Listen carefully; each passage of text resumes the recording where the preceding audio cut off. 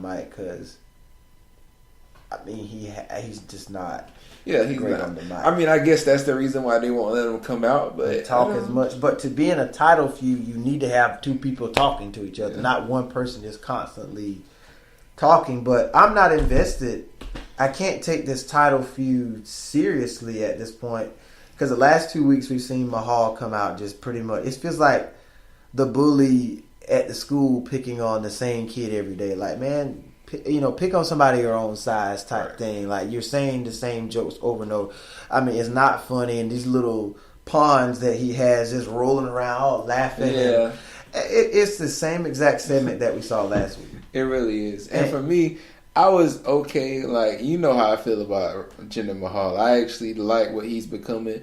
And for me, this is the first week where I felt like he went on a decline. Like, for me, I felt like he was slowly rising, growing more and more on everybody. And I got it the first week, like him being just this royalty kind of dude because he's the modern day Maharaja. And he's just picking on somebody for being lesser because, I mean, honestly, the only reason is because he doesn't have a championship. And he's supposed to be the superior person. But then to do the exact thing again just seems, like you said, it's just for no reason. It served no purpose.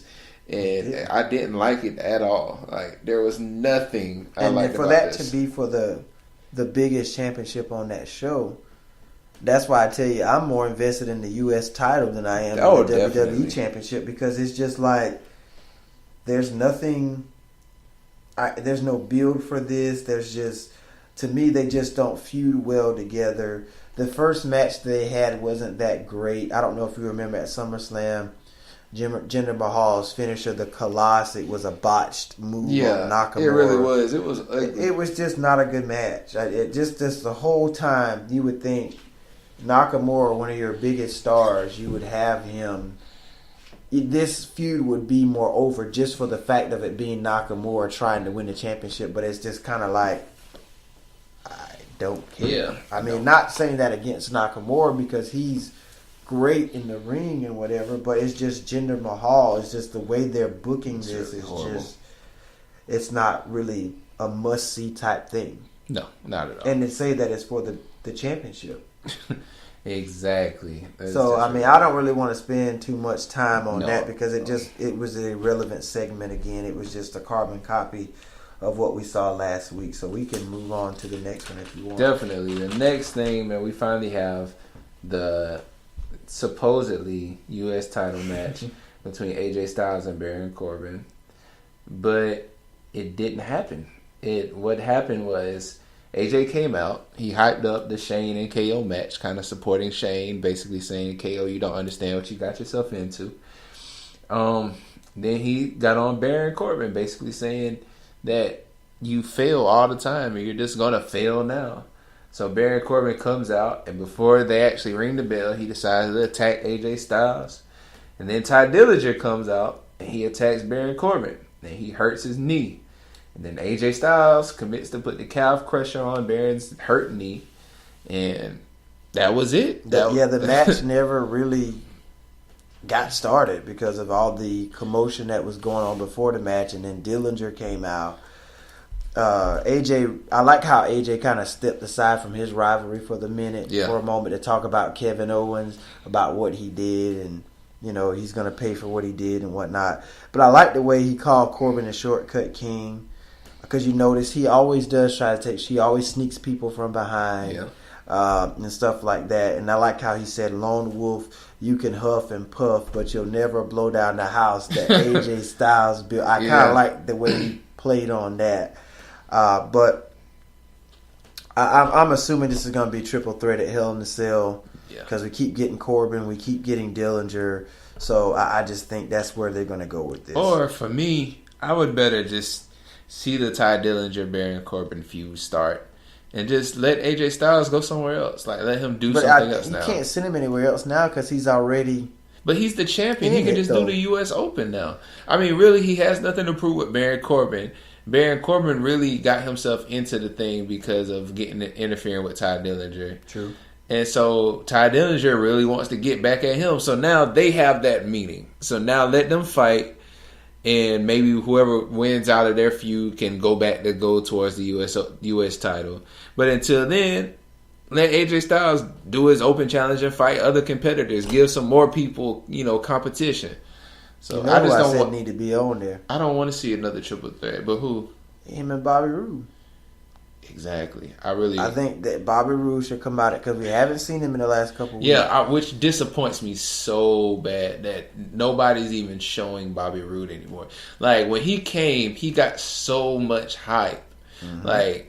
And maybe, I guess they're doing the same thing with Shinsuke. Because I remember when Shinsuke first came, he did an entrance. But at least with Shinsuke, he came out every week. And maybe he just did the entrance and just, that's it.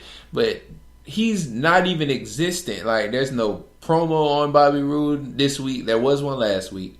But there's nothing on Bobby Roode this week. So I don't know exactly what's going on with that. And I really don't know what's going on in this U.S. title scramble either. So hopefully they'll make sense of this in the upcoming weeks to figure out what is going on with this. But I still think I see a triple threat on the horizon for this championship at Hell in a Cell. Then we found out Charlotte Flair is back. So she pretty much comes out, thanks everybody for their thoughts and prayers for her father, Ric Flair. She kind of gave us an update on how he's doing. Natalya comes out, interrupts her with a celebration of women. Comes to find out the celebration was about herself more than anybody else. Pretty much a poster board with her face on it. And, Charlotte kind of challenges Natty for the title. And then we get all these women coming out, staking their claim for... Leading up into... Yeah. And leading up into another multi-person match on WWE TV. It's just like, let's just cram all these people together. Let's see how many people we can get in the match. Right. But what is this thing going on with all these cats? Is Natalya? I didn't know she was like a cat lover or anything like that. The only reason I got it is because I think maybe a week or 2 weeks ago she wore a shirt that had like a whole bunch of cats on it. That's the only reason I'm getting it right now. And I think they said they made a reference also to the little hairball she got on her head, kind of either making her look like a cat or referencing her love of cats. So that's the only reason I got it. Like, if I didn't really see that whole shirt or whatever she had with cats on it, I wouldn't have got this either. So yeah, because you had Becky Lynch saying she's the craziest there is, the craziest there was, the craziest there ever will be, kind of hitting at her heritage there. Naomi was like, all you rip is your state cats. And I'm like, what? When she first said it, I really took it the wrong way. Me too. I was like, whoa! Yeah. I was like, whoa. But then Tamina comes out with Lana, and Lana's like, oh, you're a crazy cat lady. You just need to shut up. Right. And I'm like, Lana, please, you need to shut up. Exactly. Bad mood. Anytime Lana comes out, she's beautiful. Yeah. I wish they would have just kept her with Rusev.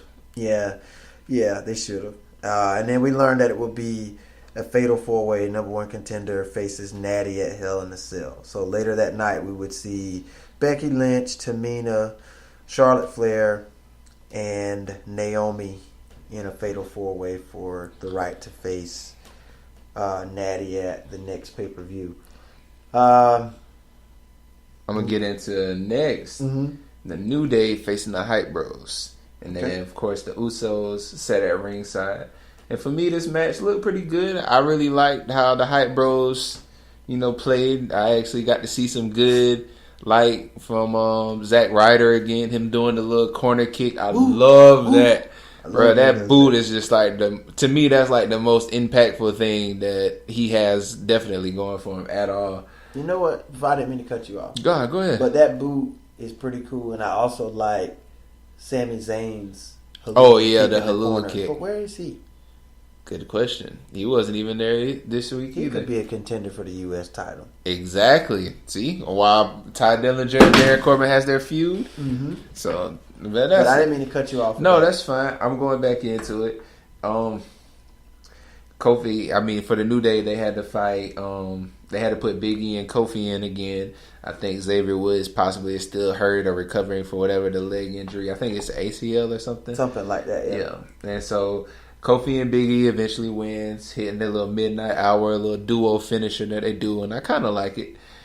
I mean, it's anytime I see, like a tag team finisher, it's pretty good. That's almost reminiscent of like how DX had, not DX, the Dudley Boys, they had the 3D as their finisher.